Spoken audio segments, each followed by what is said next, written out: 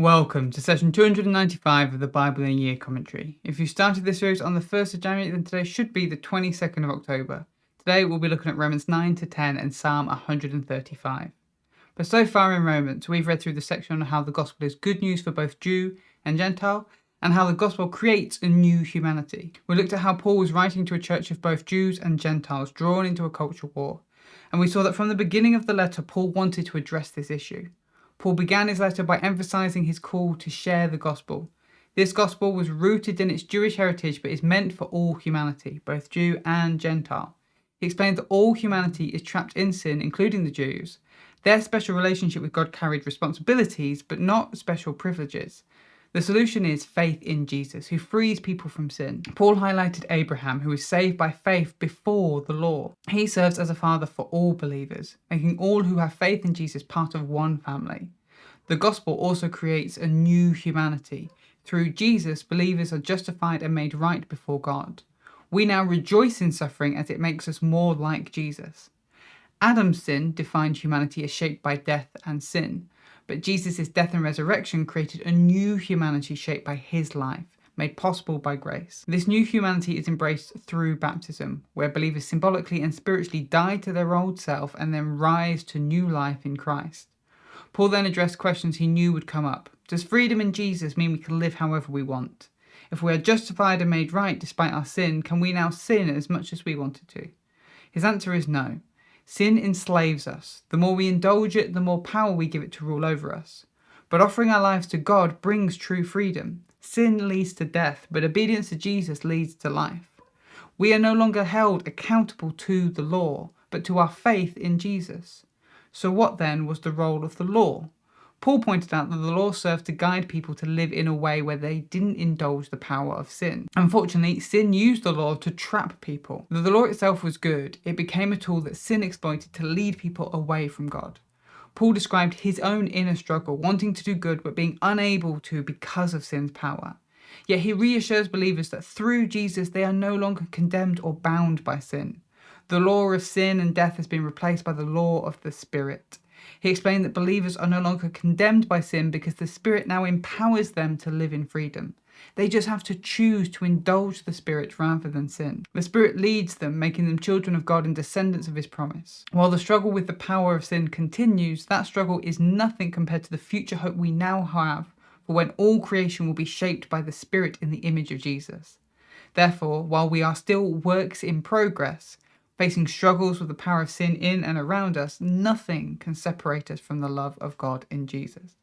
But let's jump into today's reading, Romans 9 to 10. So Paul has covered the problem, the power of sin in all creation, and the solution, the death and resurrection of Jesus.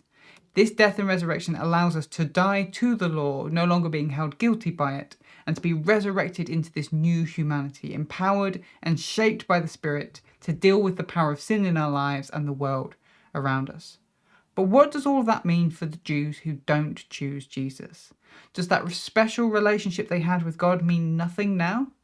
This is the question that Paul wants to address next. First of all, Paul is deeply grieved by this issue. He wishes he could cut himself off from Christ if it meant that all his fellow Jews could be saved.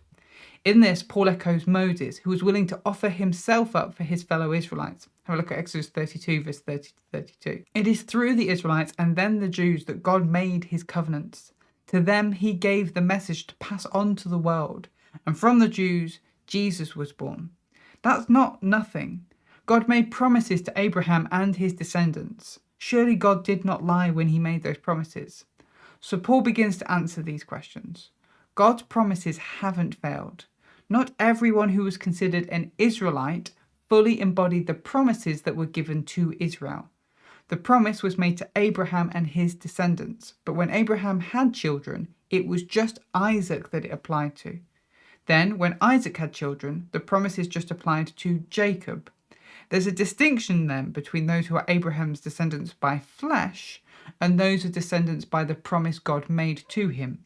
Out of each group, God chooses a smaller group to be carriers of his promises. We saw this early on with the Israelites when they were brought out of Egypt. The Israelites as a whole were chosen by God to be the people who modelled who he is to the world. But then out of the Israelites, the Levites were chosen to be God's tribe. But then out of the Levites, the priests were chosen to be the ones that facilitated the people's relationships with God. And then out of the priests came the high priest, who was chosen to enter into God's presence. Some may see this as unfair or as exclusionary. But Paul points out that God can guide people as he wants. For some, he might choose them to carry his purposes and his promises, while others he might choose to make examples of them, just as he did with Pharaoh. Paul draws on Jeremiah's imagery of God as a potter, allowed to do what he wants with his clay. Have a look at Jeremiah 19 verses 1 to 11. As we saw in the Gospels and then in Acts, it was through the rejection of certain Jews that Jesus was crucified on the cross. It was then through the persecution by some Jews that the church was spread first to Samaria and then to the Greco-Roman world. God allowed those who chose not to be descendants of the promise to create space for Gentiles to become descendants of the promise. Paul quotes Hosea 2 verse 23 to show that this was always the plan. In short, as Paul explained in Romans 4, descendants of the promise are defined by the faith in Jesus and their faithfulness to him. This means that there are Jews who are descendants of Abraham by flesh who opted out of being descendants of Abraham by promise.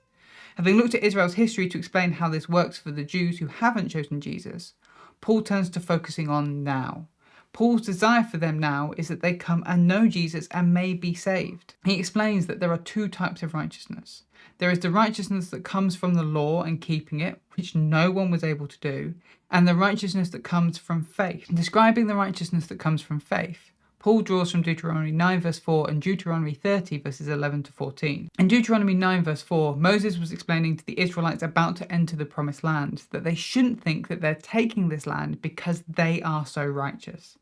This land is being given to them because of the goodness of God. Then in Deuteronomy 30 verses 11 to 14, Moses has just finished giving all the commandments to the Israelites and tells them not to complain that these commandments are too hard for them, or to say that the ability to keep them is just too far out of reach and they need someone else to bring it close. All they need to do is cherish in their hearts and keep it in their mouth. Paul is saying the same thing now about the righteousness that comes from faith. We did not earn it by doing good. It is given to us because of the goodness of God. And we can't complain that it's too far away and we need someone to get it for us because Jesus already brought it close to us. All we need to do is believe in our hearts and declare with our mouths that Jesus is Lord. This is true for both Jew and Gentiles. So all the Jews need to do to experience this righteousness that comes from faith is to believe in their hearts and declare with their mouths. And how does someone reach a point where they can believe and declare? When believers who are sent go out and proclaim Jesus, so that person can hear and believe and declare. But the Jews, they have heard. The apostles did go and proclaim to them. Paul quotes Isaiah 53 verse 1, Psalm 19 verse 4, Deuteronomy 32 verse 31, and Isaiah 65 verses 1 to 2, to show that throughout their history, the Israelites had plenty of opportunities to both hear and understand, but chose not to. They were too rooted in their disobedience. But that is Romans 9 to 10. Now let's look at Psalm 135. This psalm isn't attributed to anyone in particular and falls into the category of praise psalm. Here is a summary of the structure, but I would recommend checking out the written version of this commentary in the description to see the structure properly for yourself. We start with verse 1 to 3, call to praise the Lord. Verses 4 to 14, the reasons to praise the Lord. Verses 15 to 18, trusting in idols is foolish. And then verses 19 to 21, final call to praise. The psalmist opens with a call to praise the Lord. This call to praise for the servants of the Lord, those that stand in the house of the Lord, is likely referring to the priests and the Levites. They are to praise the Lord, for he is good and gracious. Then comes a list of reasons of why they should praise the Lord. He chose Israel to be his own people. He is Lord above all other gods, in charge of the heavens and the earth. It's the Lord who produces rain, lightning, and wind. It was the Lord who brought them out of Egypt and into the promised land with many miracles. He is an eternal God and will always defend and have compassion on his people.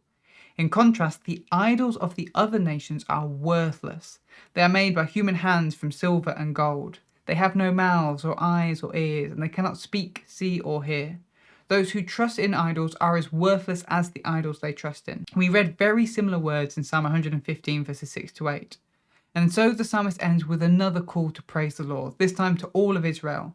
May all who fear the Lord bless him. As we Christians believe in the priesthood of all believers, this psalm is very much one for us all to pray. We too can praise the Lord for his power and for all that he has done for us in the past and will do for us in the future. we can recognize the foolishness in trusting in things other than the Lord. Instead, we are called to place our trust firmly in Him. Thanks for joining us today. Take a moment to reflect on what you've read and share your thoughts or questions below. If you're watching in the future, then you can click here for the next session, or you can find the full playlist just down here. To receive these daily commentaries in your email inbox, subscribe via the link in the description below. Have a great day, and I'll see you tomorrow.